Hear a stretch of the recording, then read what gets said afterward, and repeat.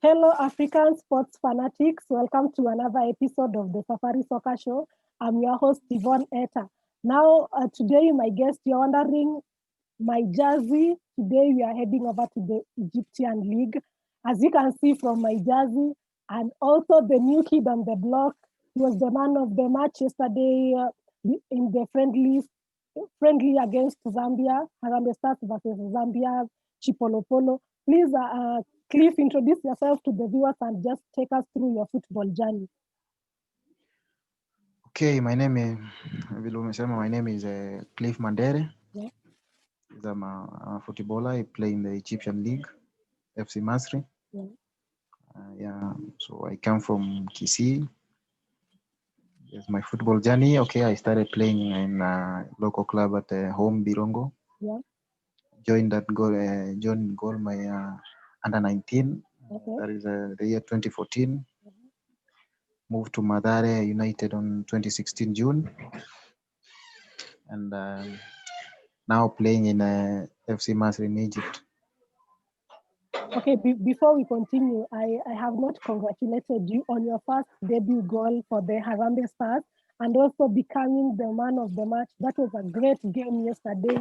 A stunning goal against Zambia.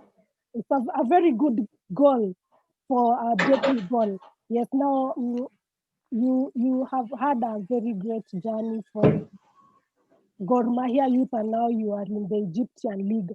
Just but around in sometime back, you are record setting that you almost quit football in 2014. So what happened? Because now you are most footballers look up to your journey, but then maybe some don't know that sometime back you almost quit football. Just tell the viewers how was it and how was the experience. Okay, thank you for congratulating me for the goal I scored and for the man of the match performance. Yeah. Yeah, it was tough when I was in Gor Mahia youth. Life was very difficult because Yeah. living in Nairobi, you have to pay rent, you need to eat and travel, go to Yeah. the matches and training. Mhm. So it was so hard for me. But Gor Mahia youth fans, they helped me so much. Mhm. Maybe that's the reason why I'm playing football until today. So Yeah. they came in, they supported me. One guy, there are so many people who were involved in this, but one guy took me into his house, then by name Chris Omondi, and since then he acted and is still acting as my dad. Okay. Okay. I also know Chris Omonde. A big shout out to Chris for also nurturing talents. Gor Mahia Youth is what it is because of people like Chris. And now just let's talk about your time at Gor Mahia Youth. You had a very good team. What can Mm. you say about that foundation, the foundation of Gor Mahia Youth, Foundation of mean of the fans or what? the foundation of the technical bench and the Mm. players as well, how you are brought up in the team? Yeah.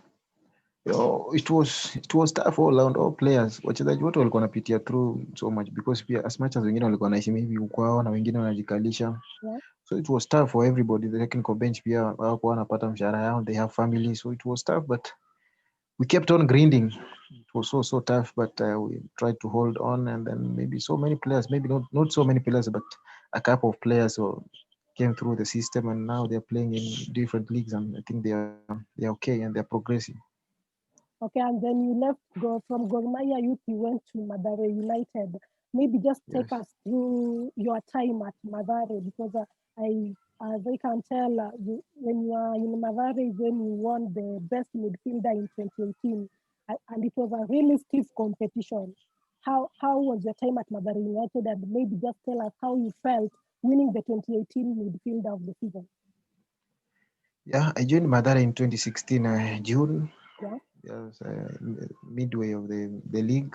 Mm-hmm. When I signed, I was very small. I was not that big. I was Yeah. tiny, yes. Mm-hmm. Plus, I didn't have that much experience. I just came from playing in Division Two league, then straight to the Premier League. So it was tough, and the coaches, the technical bench, they showed their trust and they believe that I have got talent and potential. Mm-hmm. So they gave me an opportunity. The first season was tough. Second season, 2017, where so many players, experienced players, were left the team. Then we struggled a lot. I think there's a time we were struggling in the relegation zone, Mhm. but we held on. Then we survived. The following year, 2018, is when I I tried. I gave my best. The performance was good, and then I won the midfield of the year. Yeah. So how was the feeling when you won the midfield of the year after staying in Mathare United for around 2 years? It was it's always a nice feeling. Winning something feels good. It Yeah. feels great. So it was a nice feeling for sure. And depending, okay, regarding that, the journey of my career was so tough, and coming all the way from Kisii to Nairobi. Then Yeah. the first place, when I was growing up playing football in the local club, and maybe the kuna boli ya karatasi all that time, Yeah. we didn't have facilities. I didn't go to any academy. I didn't go to any under 8 or under 10 or something. No, Mm, something is inborn, it's talent that is inborn, that I came to experience so many things while I was in Gor Mahia and then Madrid United, and now in Masri. okay. Let's talk about when you are giving during the award ceremony when you won the midfielder of the year. Because while you are giving your appreciation speech after winning the best midfielder award, you heard former Gor Mahia Secretary General Chris Omondi. He just told us about him a few seconds ago. How has he influenced your football career up to date? Those guys, go to my youth fans. Generally, they were like my sisters, brothers, and like others, like mom, dad, Yeah, and yeah, those kind of things. So he's like my dad. Until now, he's like my dad. Actually, okay, everything in my career and in my life, he, he advises me in everything, and he's like my dad, and he'll always be like my dad. Yeah. So many people in Gor Mahia youth, Manasseh, Pindi, yeah, the mother of every kid in Gor Mahia youth. Then it was called Judith Nyangi. yeah, That woman is super. So he, she helped us a lot. She was buying us soccer boots. mm, She's a, I don't know how I can describe her, but she also did a lot for us, and I can only say thank you and appreciate. There's nothing much I can do. I only appreciate.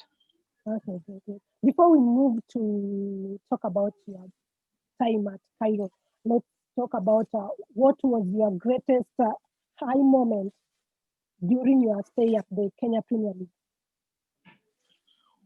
Obviously, it has to be when I won the midfield of the year, because I think that is the greatest achievement I had in the Kenyan Premier League. So it has to be that, winning the midfield of the year in 2018.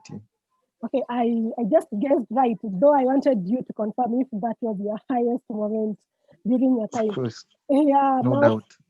from Mathare United to Cairo, new culture, new language, new team.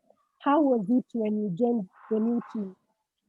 So tough, so tough. Yeah, I've never been out of Kenya since I was born. That was the first time I traveled out of the country to play football. So, Cairo is very hot yeah, actually. The moment I landed at the Cairo airport, I was with Jeff Kinyanjui actually. I was okay. going to watch a match. So the moment I landed there, I felt like if I can get a flight going back home, and I can go immediately, because it was so hot. Mm-hmm, I've never experienced such temperatures in my life. mm-hmm, So it was tough actually, because of the climate, yes, and the language, the culture also.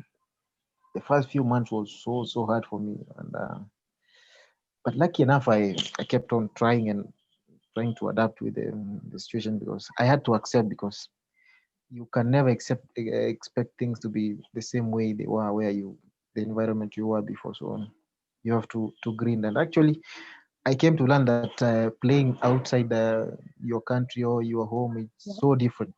It has to be tough. So it's all about how you'll manage and accept the situations. yeah. It was so tough, but I kept on trying, and now I think I'm better off. Try to adapt to the climate. Maybe the language is hard for me a bit, but I can speak a few, maybe in the pitch, asking for the ball and such like stuff. Okay, now Egypt was one of the most hit nations by COVID-19, yet the country managed it and the league resumed. How hard were you hit with this pandemic as a player? Yeah, it was so tough because I always want to be on the pitch, training and playing matches. Yeah. So stay, but because that's the job I have. If I don't play, I don't get salary, and so it's hard. So it was so hard for me. But lucky enough, the league resumed, of course. So we are playing. Still tough because you're being tested every now and again. Before every match, you have to be tested. Yeah, so you're trying, and the tension here, you maybe you test that what if I'm positive because you mingle with your teammates. You don't know as much as you are careful, but your teammates you don't know what they're doing outside. Maybe somebody is going out, is he or is not maybe careful. He contradicts the disease, and maybe you test positive. So it's tough, but we have to accept. So it's um it's like it's normal now in Egypt because you cannot find so many people wearing masks, and then Yeah. the football is back now. The children are back to school. Okay, talking of football is back. You had a great season after the COVID-19 and you scored your debut goal for Al Masry. Why did it take you long to shake the net? Okay, when I joined there, there are so many issues in football. Sometimes you can go to a team, maybe you're good, but maybe the other coach has got his own players, not Mm, his own players that he wants to play, but maybe he has players that he he has prefers. worked with before. Uh, So he tries to give them a chance because they have an understanding. And also, it was hard for me because the coach I found there, the coach who signed me, mhm, left. Then the coach who yeah, came later, he was in this team before. yeah, So he tried to use the players that he knows, and sometimes he was not even speaking English. okay. So I didn't get as much playing time as I could expect or I could want to. But since before Corona now made everything to stop, Mhm, I played a couple, I think 2 matches. Then the league stopped because there was a new coach. And after Corona, when I traveled back to Cairo, then the coach had trust in me for sure. He had trust in me for sure. Tried to give me every opportunity, playing time. So, and I have played all matches actually since we resumed the league. So it has helped me so much. And I know if I had played from first leg, maybe I could have scored so many goals yeah. because you cannot score from the bench or for playing a few minutes. Yeah, Hope you get more playing time so that you can continue scoring goals. sure, Now, inshallah. now talking of Egypt, it's a country with passionate fans. How is it playing Yes. behind closed doors? Does it affect some teams' performance in your league? No, in Egypt, everybody loves football. Yeah, Everybody, when you walk in the streets, they tell you, "Oh, you play football in FC Marseille." So they yeah, love football. mhm, Yeah, it's like a religion in there. yeah. So, but in Egypt, there are no fans in stadium even before Corona because I remember there was an incident that happened on 2011. Mm-hmm. Fans fought, and there are a couple of fans who lost life. So since then, the fans were banned from getting to the stadium. Oh, Yeah, okay. yeah, but they love football so much. Okay. Now, how is it playing against Africa's best teams like Al and Zamalek in a league? Oh, it's an honor. It's not easy. Mm, Those are big clubs, and you always want to play against big opponents, big yeah. teams, big players. Yeah, so it feels so nice. But it's not just playing, but you always want to perform against those big teams. Yeah, but it's a nice feeling for sure. And I think I'm living some of my dreams, and I hope that I can live more that I have in future. Okay. Talking of big teams like Zamalek and Al Ahly, Zamalek are your sworn rivals from Giza. Take us through the Yeah, rivalry because I think right now you have known the history of this rivalry. it's true. We are rivals, yes, Yeah. but they are a big team for sure. They are a big club than us. But in where there's rivalry, always it doesn't matter if you're a big team or small. The Yes. game always has to be tough. Yes, this season we haven't lost against them two matches. Mm-hmm. We drew the first match and the second match, and now we'll be facing them on the quarterfinals of the Egypt Cup. Mm-hmm. So it's tough actually. The game is always tough, but it's a nice feeling. You always want to play tough matches to test your capability and your how good you are. Okay, now let me just ask you about these Egyptian clubs, because the Egyptian clubs are supposed to reckon on with the CAF Champions League and the CAF Confederation Cup Championship. In Kenya, most clubs do not go far, but in Egypt, they perform very well and even end up winning the Interclub Championship. What do you think? What do you think they are doing right? In Egypt, I think the organization, the facilities, the professionalism. Let me say generally the professionalism is top, Mhm. and they always want to invest in football. Yeah. They always want to invest in football. But in Kenya, I don't know if we are doing enough. I don't know even we are really investing in football or in sports generally. We are not investing, and it's like we don't think that sports is a career. Okay. Yeah, yeah. I think that's the problem, and that's the difference. Okay. Yeah. So in Kenya, you think it's just sports because it's sports, but the management don't see anything beyond sports, investing in sports, and Yeah, yeah. I don't think we are investing because investing in is a very strong word, yeah. So we are very far away from, because if you see in Kenya we don't even have youth systems in our clubs. yeah. Which club has youth system? No, there's no club which has youth system.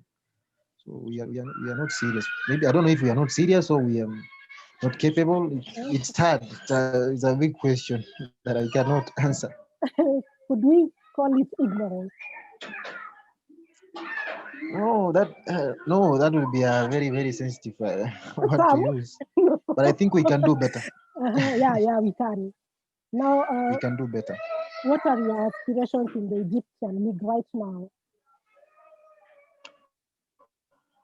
I just want to keep on performing well and Mhm. keep on helping my team, and then I'll see what comes at the end of the season or thereafter. Just keep on putting a good performance. That's all I can do. I have no any other powers or any that I can do just apart from giving my So more years for you in the Egyptian league, or are you aiming getting to higher level from maybe going somewhere else from the Egyptian league? yeah. Yes, I've always wanted in my life and my career. What I want always is to get better, to move to maybe to a better team or a Yeah, better league. yeah. Always keep on progressing. That's what I can ask for. That's what the same thing. You cannot progress without performing. So that's why I've said that I can only give my best and good performance, and everything will be taken care of by God. Okay, let's talk about the national team.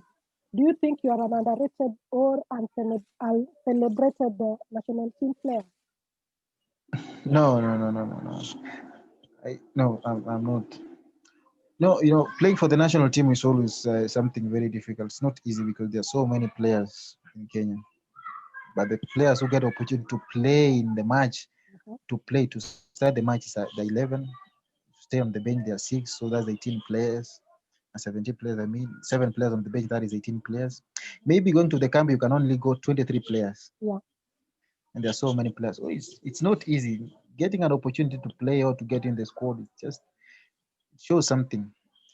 I'm not underrated, of course, and or uncelebrated, but I always try to give my best. Yes. What is most important is that for the team and for the national team to progress, keep on winning and moving. I don't care who plays, as long as he performs. Okay, Uh-huh. it's all about the performance and the result. Yeah, sure. Okay, and how was your national team debut against Uganda? Because why I'm asking you this is during your playtime, you rarely got passes. I think I don't know how to put this because maybe some people might understand it in a very negative way. But I think when I was watching the match, you rarely got passes. I don't know if they were assuming that you could. I don't know how to put it, and I hope they don't get me wrong because the balls were not coming to you, and that's why I asked you Which match? your debut against Uganda Cranes. My debut was not against Uganda, and maybe you forget. Okay. My debut was against Mozambique. Okay. In a friendly match. Yeah. But I think the game I'm talking about, I think, is against Uganda. I didn't get playing time. I didn't come in. You didn't play? No. Okay.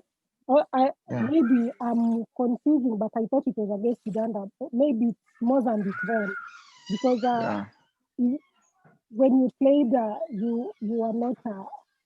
The passes were not coming your way. That's why that's why I asked if you think you are an underrated player.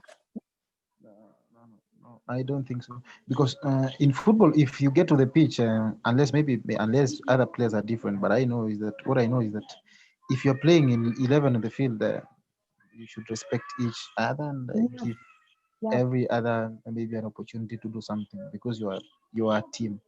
You have to pass to me. Yeah. If you can't pass to me, then if you say I'm not good, then you should tell the coach to put me outside. But I don't think they were not giving the ball. I don't think so. It's a situation. Sometimes when you're playing football, you are under pressure. Maybe you cannot pass to somebody that is in the right position. Maybe you pass to somebody when you're kwa position unamuona. Okay, but there was somebody who was in the right position, lakini hukumuona. Yeah, sure. Okay, you have twisted the words, right? It's okay. Okay, thank you very much. Before you just wrap up this interview, please, just a word of advice to young upcoming talents like you, because by now you are the talk of town.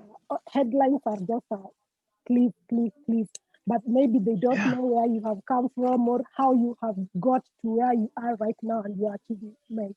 Maybe just a word of advice to them. Yeah, I can only, football is something that you have to perform ndo uonekane. Hii football si kazi unaweza andikwa tu kwa ofisi ya mtu na uko tu huko. So you have to work hard, of course. Yeah, you have to be disciplined. Ukuwe na target zako. And ukuwe ready kusava. Kusava, that is. Lazima ukuwe ready to kusava because hakuna kitu itakuja rahisi. Na ukikuja rahisi, then it will not last. Ile kitu unafaitia sana, it always lasts. So, bidii, Mungu na ukuwe na target zako. Yes. Great. Thank you very much, Cliff, for gracing this episode of the Safari Soccer Show. I just want to know that you have fans out here and we are behind your back and we love you. Thank you. Continue putting the hard work that you're putting. And I hope you get more calls for the national team so that you can showcase your talent and continue scoring more goals. Thank you so much, inshallah. To our viewers, please don't forget to subscribe to our YouTube channel at Safari Soccer. Follow us on all our social media handles at Safari Soccer on Facebook, Instagram, and on Twitter. Thank you to our guest, Cliff, and all the best in your football journey. Thank you so much. All the best too. Okay, thank you.